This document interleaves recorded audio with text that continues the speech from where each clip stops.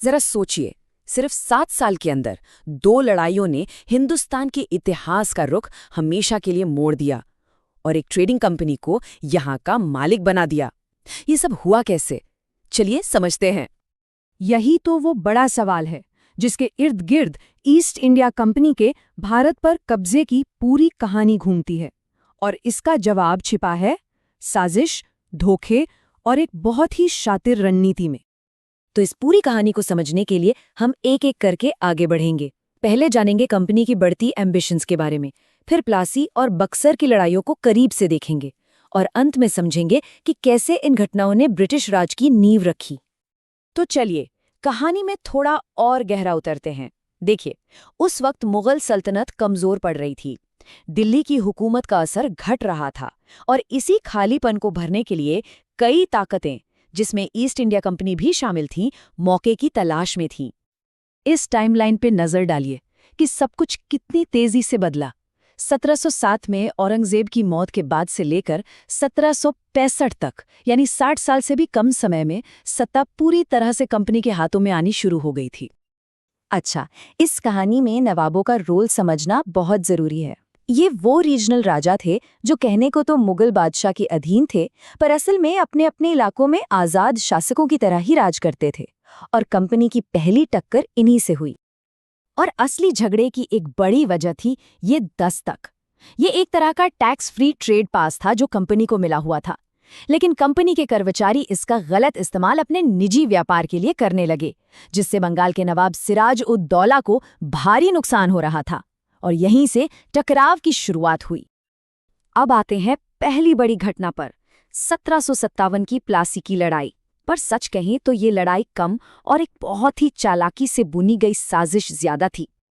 तो देखिए, कंपनी की असली ताकत तोप या तलवार नहीं थी, बल्कि उनकी दिमागी चालें थीं। उन्होंने नवाब के ही सेनापति मीर जाफर को नवाब बनाने का लालच दिया और उसे अपनी तरफ मिला लिया। लड़ाई के दिन नवाब की आधी से ज्यादा सेना लड़ी ही नहीं। तो प्लासी की जीत के बाद क्या हुआ? कंपनी को जमीन नहीं मिली, बल्कि उसे मिली एक कठपुतली, एक ऐसा नवाब जो पूरी तरह उनके इशारों पर नाचता था। इसके बदले में कंपनी को बेहिसाब दौलत और व्यापार में छूट मिली। लेकिन ये कठपुतली का खेल ज्यादा दिन नहीं चला। मीर जाफर के बाद जो नवाब बना मीर कासिम, उसने कंपनी की मनमानी का विरोध करना शुरू कर दिया। और फिर 7 साल बाद हुई बक्सर की लड़ाई, और इस बार साजिश की कोई गुंजाइश नहीं थी। इस बार कंपनी के सामने कोई एक बंटा हुआ नवाब नहीं था, बल्कि बंगाल के नवाब, अवध के नवाब और खुद मुगल बादशाह शाह आलम द्वितीय, तीनों की मिलीजुली सेना थी। ये एक जबरदस्त टक्कर थी। और यहाँ जीत धोखे से नहीं, बल्कि आमने सामने की लड़ाई में बेहतर फौजी अनुशासन और रणनीति के दम पर मिली थी। इस जीत ने पूरे हिंदुस्तान में ये साबित कर दिया कि कंपनी की फौज को हराना लगभग नामुमकिन है। तो आखिर इन दोनों लड़ाइयों में बड़ा फर्क क्या था और बक्सर को इतिहास का असली टर्निंग पॉइंट क्यों माना जाता है? चलिए इसे आमने सामने रखकर देखते हैं। ये टेबल देखिए, कहानी बिल्कुल साफ हो जाती है। प्लासी वो एक साजिश थी जिससे कंपनी को पर्दे के पीछे से सियासत कंट्रोल करने का मौका मिला, लेकिन बक्सर वो एक सीधी टक्कर थी, एक असली सैन्य जीत थी जिसने कंपनी को कानूनी तौर पर असली ताकत दी। और बक्सर की जीत के बाद जो हुआ, उसने तो सब कुछ बदल कर रख दिया। यहीं से एक नए तरह के राज की, एक औपनिवेशिक राज्य की नींव पड़ी। बक्सर के जीत का सबसे बड़ा इनाम था दीवानी का हक।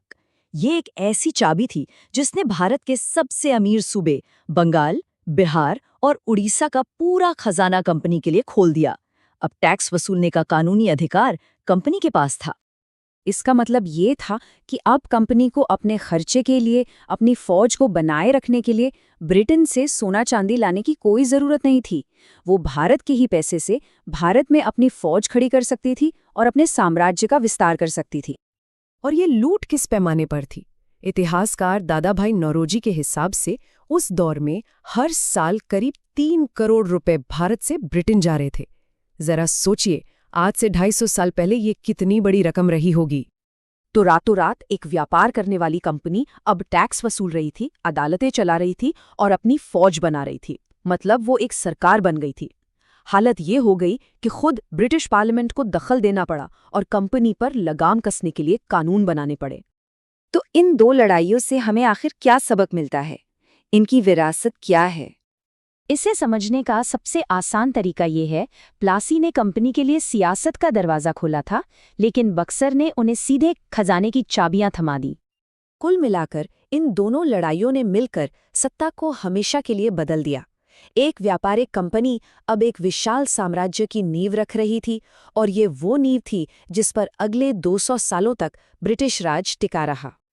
और ये हमें एक बहुत बड़े सवाल के साथ छोड़ जाता है, जो तब भी उतना ही जरूरी था जितना आज है।